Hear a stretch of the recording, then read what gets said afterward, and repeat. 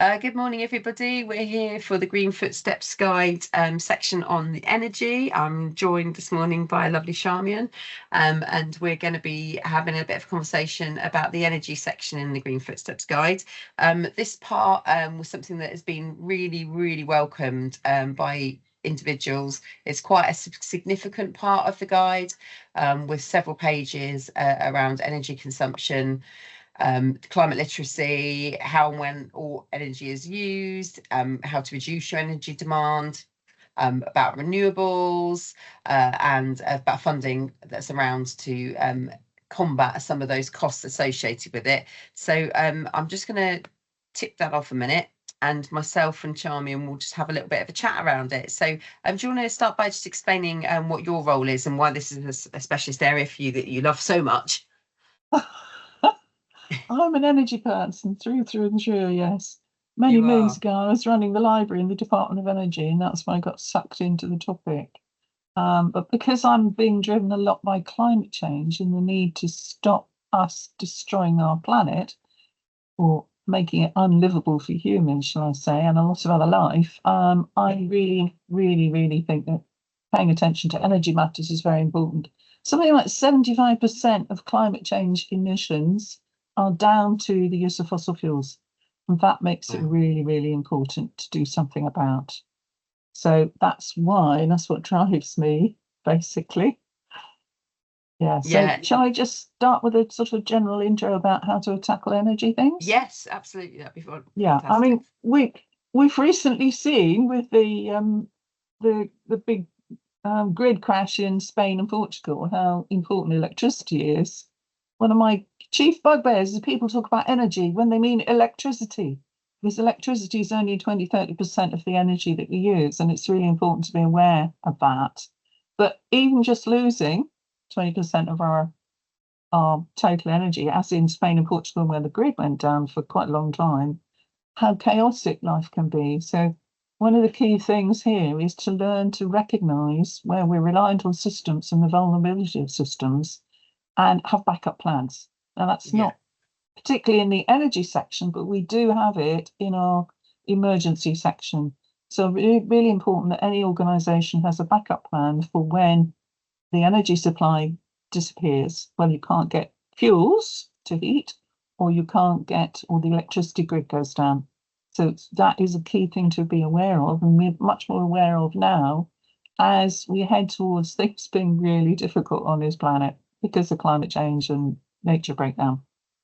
So the key thing about energy generally, is to try and reduce the demand as much as possible. There are 3 or 4 key things in order of priority to achieve to get to where we need to be, which is zero carbon energy. Never mind the net zero, that's a bit of a con, so the oil and gas people can keep on going. Real important thing is to get to zero or maybe negative carbon energy. But for the minute, let's just think about zero carbon, how to get there. Key thing there is to reduce demand. So a part of that, big chunk of that, is about doing audits and doing an analysis of what you actually need to do within the organisation and within the individuals in that organisation as well. So it's important to say, do I need to do X, whatever it might be? Is there a way of doing it without travelling, for example?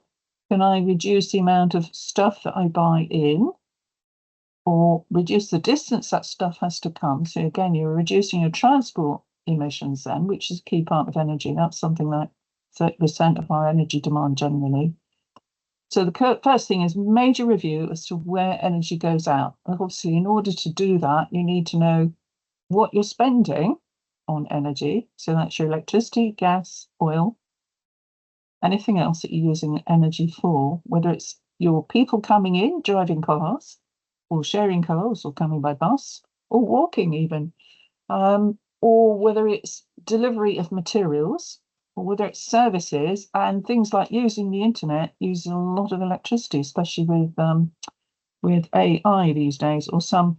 The education secretary in the state said A1, obviously not, somewhat ignorant of what it means, but it's important. We all know that when you do a chat GPT or whatever search on the net, you're using 25 times the amount of electricity than an ordinary query to the on an ordinary search on the internet. So that kind of awareness is important in terms of reducing our demand. Yeah, really helpful.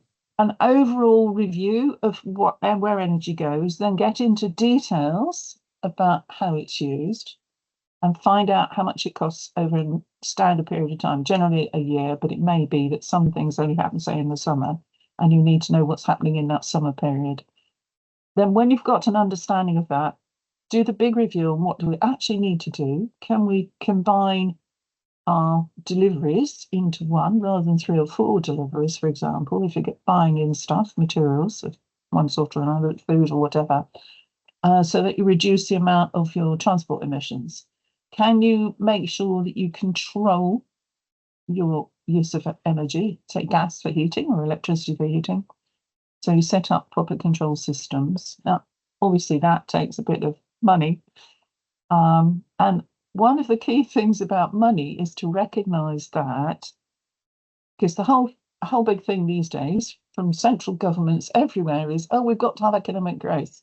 What is not recognised is that you cannot have infinite economic growth on a finite planet. Just not possible. Also, we're now at the point certainly in the developed economies, where, or any economy needs more energy in order to have GDP growth. And you don't get economic growth without more energy. And now in the Western world, we've got to the point where the energy cost of energy, that is the amount of energy required to extract the energy for use in the market, is going down. So therefore, it is not feasible. I know it gets a bit techie to recognise that we're not going to get economic growth. And that means a lot, particularly for organisations like the area we're talking about now, the voluntary sector, because it does mean that grants are likely to be tougher and we need to find other ways of earning income. Alongside investing our thinking and possibly money into reducing our demand for energy. So step 1, find out how you use your energy, make sure you really understand how you're using it, and then work out how to reduce the demand. So first thing is, what things do you need to do to cut demand? In other words, is this thing that I'm saying I always do because I've always done it, do I really need to do this? So maybe you have to retract the things that you do a bit. Maybe there's different ways of doing it. Like we have now all learned technology, like the internet and video calls and so on, that we don't travel as much for meetings. We can meet each other well at our desks, which as you can see behind me, we're doing here and now. And that does save quite a bit of travel energy. It's using more electricity, but it's using less petrol and other fuels. So sometimes that's good. So work out what you really, really need to do. And that may be requiring an overall view as to what the organisation is about and looking at what's coming down the track as to how we're going to survive in the future and really be effective in our individual organisation purposes, which may change over time because the world is changing around us. So we may have to change what we do and how we do things. So work out what energy you need, where it all goes, then start learning about ways in which you can cut demand. So that's for things like heating. Only heat when people are going to be there. You don't need to heat a building overnight. I did a survey of a town council in Cornwall a while ago, and their groundspeople had a huge electricity demand. And I worked out it meant they left the heaters on all winter, even when they weren't there. Oh, because I'm not sure they were very pleased to be found out because it meant they couldn't just come in when they felt like it because the weather was too bad and come into a nice warm space. It meant they had to be organised and say when the breaks were going to be, and then heat the place for that period of time, as well as get it insulated. So yes, that was a bit of a shock to that organisation. And another thing was they had 7 tons of carbon on cutting grass because they were doing a contract for an external organisation, which meant a lot more grass cutting around verges. So that again was a bit of a shock to them, saying, oh, well, this other organisation is responsible for those emissions. Maybe there needs to be some discussions with the organisation the contract was with as to whether or not they should be doing that amount of grass cutting on verges. Yeah. And that might be better for nature, of course, if you only cut within 1 metre, say, of the road, and then you leave further areas away, away from the road. So you've still got a vision strip, but nature's then improved because you're not cutting the grass down to nothing all the time. So there can be other benefits, particularly to nature and the environment, by not doing some things. Or, for example, if you're looking after lawns, then do the no mow May bit in particular, and that cuts your carbon footprint as well as having local nature. Yeah. So then there's a lot to learn about getting controls. A lot of our heating systems are sort of random. Oh, let's switch the heating up higher because I'm cold right now. Maybe encourage staff to wear more jumpers in the winter when it's cold, rather than saying, oh, well, it's the winter, I can still walk around in a t-shirt. Well, no, I think those times are past now. Yeah, they are. And another really great tip that I learned was heat the person, not the building. So Yes. I actually have a electric heated blanket that I sit at on my desk, so I don't turn the heating on because I work from home and it's just me in it. Wear a jumper. Obviously, it's spring, summer at the moment. And heat the person, and it's really cheap to run. I'm on green energy here anyway, but that's another thing that you can do if it is colder. In the buildings, that's another thing. Investing that, mine was about £25. I think I've had it for about 3 years. So yeah, that is a key thing that we tend not to think about when we're looking at overall energy use within buildings and organisations. Actually, it's individuals who need to keep warm. Yeah. Often, unless you've got some very special machinery that has to be kept a certain temperature, whether it's cold or hot. Refrigeration is a huge user of electricity, and some of the big supermarkets now are getting together to say, well, we'll take it in turns to cut our demand for electricity by allowing the freezers and fridges to be switched off for a short period of time at peak electricity demand times, which then levels the demand a bit, saves the supermarkets a fair bit of electricity and hence money, but doesn't have any impact on the quality of the food because only for short periods, like an hour or two at a time. Yeah. And the supermarket refrigeration is a huge chunk of our electricity demand. Yeah. So that kind of thing, just thinking outside the box, can be really useful in helping an organisation get to lowering the demand. So the first step, find out how you use energy, all your energy, then you reduce demand and don't do the things you don't need to do unless you really only do rephrase it. Only do the things you really feel strongly that you do need to do. Yeah. Everything else, start cutting out demand. That is what we need to do to help ourselves as a society towards a more livable planet instead of heading to fall over Niagara Falls right away.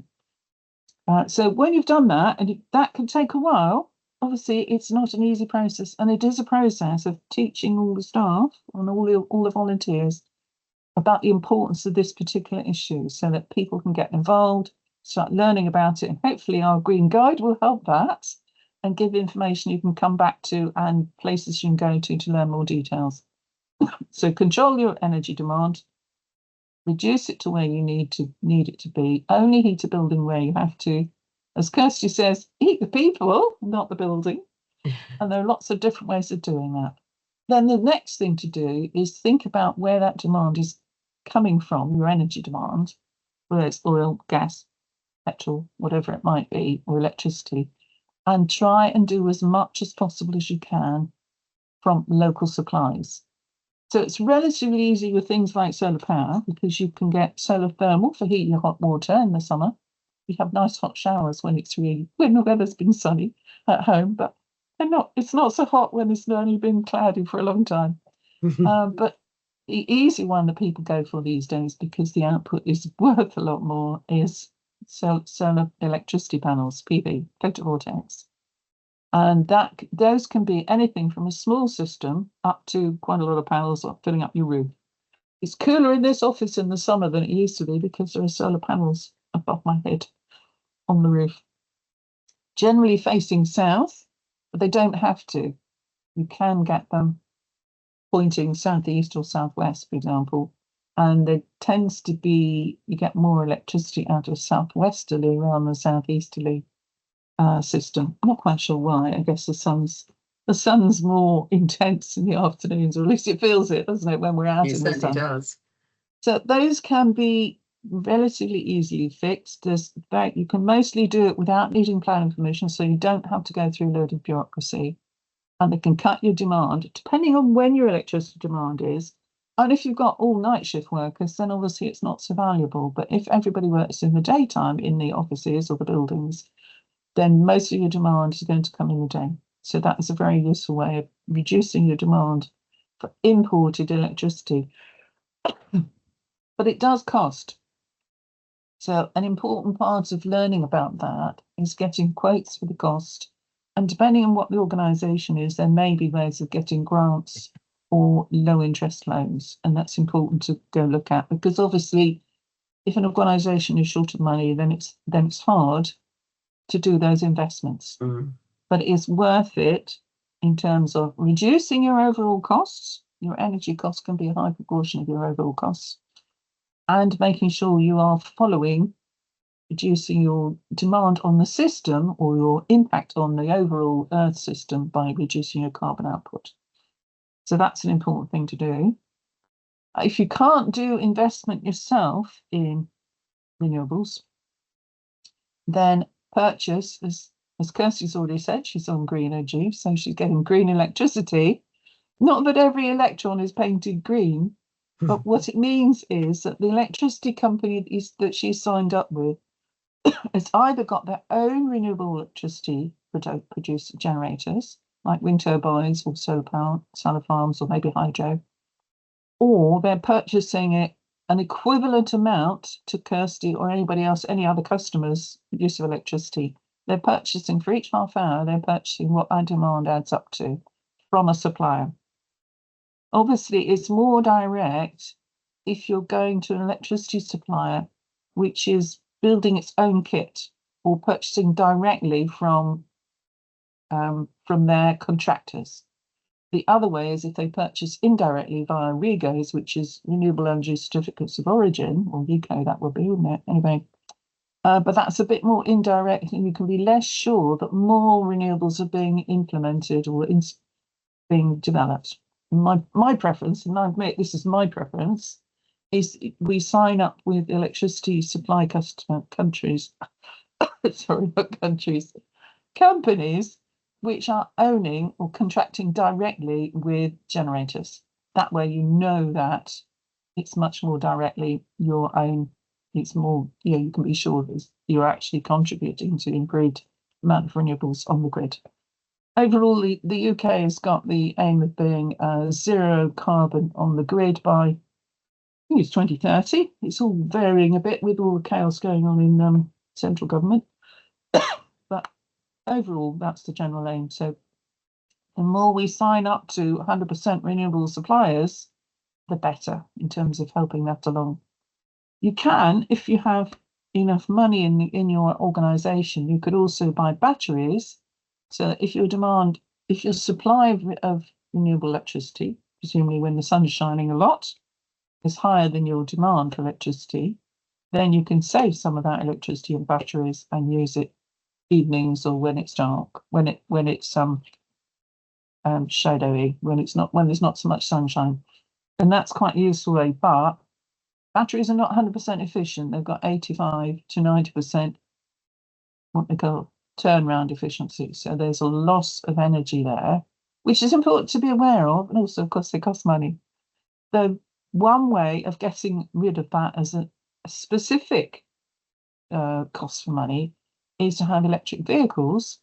And then when you're electric, if you get the right, it's a gizmo and it gets a bit technical, then your electric vehicle, which has a lot more stored, can have a lot more stored electricity in it. It's not stored as electricity, of course, but a lot more kilowatt hours in it than if you just bought a few batteries for your system. And that way you've got a dual purpose set of batteries, because you can run your vehicle, plug it in back at the office when it's not in use. It can take your electricity from your roof if you've got that, and when your demand is high and the supply is low from the PV, you can then get it from the batteries in the car, or the vehicle, I should say. And that is a very good way of getting a lot higher supply of battery energy. And if you've got the right gizmos between the two, then you've still got 3 days or more of supply of electricity in your vehicle when the grid goes down. And Wow, I everyone's didn't probably know going, that. It's oh, how do I fascinating. get round when the grid goes down? Well, you have electric vehicles and the correct gizmos, inverters and so You on, draw it so off that you it, can yes. actually take the electricity. So that's quite useful to know Very useful. as part of your overall planning. And people are more willing or more forced to spend money on vehicles, and they tend to be on energy saving equipment. So it's a good thing to know about, is actually you can have a dual purpose vehicle, which is providing you, and then you make sure that you signed up with the grid so that the supply into filling up the batteries in the vehicle is at times to suit your supply situation, either your solar panels or doing what you need to do. So yeah, that's what you do. So that's a useful thing to do, is getting your own electricity supplies, particularly electricity. It's easier. It's easier than trying to say, well, I'm going to have a field of oilseed rape and then I'm going to generate oil for my vehicles that way. Yeah. That's a lot more hard to do. So your own electricity is a good way to start, and then obviously changing over to electric vehicles wherever possible, and electric machinery. So anyone who's doing ground maintenance, anything like that, having battery powered tools is useful because you then use it from your own solar panels, hopefully solar panels. Now, obviously, I've talked around a lot of different technical stuff, and there's a lot to learn because we're all coming from different stages of understanding of technologies. And it does tend to be quite high tech. And it's important to recognise that there are cowboys out there in any field of endeavour, and including in energy matters. So make sure that when you're researching, you start with the links that we put into the energy guide, or the green bit of the green guide, and then you go from there and you check out different suppliers and get several quotes before you do anything. And then also see what you can find out about those organisations or companies that you might want to buy from, to make sure that they are high enough quality to be able to do what you want. And I'm not going to rip you off or make a mess because they don't know what they're doing, because it is detailed technical stuff. So there's a lot to learn. So do not worry about asking questions. Please ask loads of questions as you go along. If people can't answer your questions, then probably they won't be able to do the job that you want, or they won't be able to advise sensibly. So hopefully that helps get started. The key thing is go out there and get started. It is a process, and it doesn't matter how long it takes, so long as you're on that journey. That's the key thing there. So people can then enjoy the journey and get to understand the field and recognise, yeah, we need to do this, and then I can follow it up with my people at home. People can follow it up in their families, and the bosses of organisations can encourage their volunteers and all their staff to be involved. And if you've got energy champions within the organisation, that really helps things happen. Without energy champions, or without champions for any topic, things don't happen. Yeah, really good advice to have somebody to lead on this stuff. It is a really massive area, isn't it? And obviously, alongside everything you've just talked about, it's about looking at providers and transferring over to green energy providers, which we all know can take a little bit of time, like it does with banking, to find the best one for you, and to make sure that you've actually done that process of transferring over and the admin related to it. So it's really important to have somebody internally that's willing to champion that. Yes. But like you say, all of this stuff, and this is in the broader context of the wider climate work, not just energy, it is a journey. It's not something you can to-do list and complete overnight. It's a learning journey. It's a journey where things change a lot. It's a journey where you think you've sort of done all you can, and all of a sudden there's another challenge to address. I mean, it's so if you see it as a journey, and that every step you take on that journey is moving you towards being more sustainable, that's a more positive framing, I think, of it, because there's so much to do, and we also understand and appreciate that for our VCSE organisations, you're juggling an awful lot of priorities and a lot of challenges. So being on that journey, not giving yourself a hard time, but being dedicated to do a little bit as often as you can manage. So you're going in the right direction is really essential. And this is a really great place to start and win, because unlike with the finance stuff, I think the estimate we got given the other day in that session was 60 hours to transfer everything over financially. I'd imagine it's under 10 for energy transfer to a new organisational company. It might even be quicker than that. The systems are certainly at home. It's not quite as onerous as it is in a business, but this is a really good target area to start with that's going to have high impact. But just because you changed energy provider doesn't mean to say that you shouldn't be looking at ways to reduce. It should always be reduced before anything else in all of these areas of the Green Footsteps Guide. Reduce our usage, whether that's energy, transport, food, etc., etc. We want to be wasting as little as we possibly can, and we need to be reducing what we're using and utilising. And within that, we have also sort of mentioned this in the guide as well, that we were talking about refrigeration, for example. You know, you can go, if you do have to get something, have refrigerators in your site. We were talking about the supermarket ones, weren't we? And actually, you know, something with doors, good insulation in them, so it's keeping the cold in, making sure they're as energy efficient as possible when you do have to purchase new. All those little things can really add up to having a big impact as you go. So there's always something to think about, I think, isn't there, with any purchase, any reduction. And that's why it's important to have a champion that's actually happy to go and have that passion and energy to go and make the right choice about, for example, buying the next refrigerator that's actually going to be the best for your organisation, but also best for the climate as well. And the same with providers. So the guide has several pages of detailed recommendations and additional bits of information in terms of hyperlinks that take you out to other energy providers, other organisations that you can get support from. We've got Community Energy Plus on there. We've got the Energy Saving Trust, which is a government body as well, Carbon Trust. There's also advice into reducing energy costs and various different pockets of money and stuff that you might be able to apply for to support some of this. I know in one of the projects I've been working on, we were able to go for, I think it was the Community Something Fund.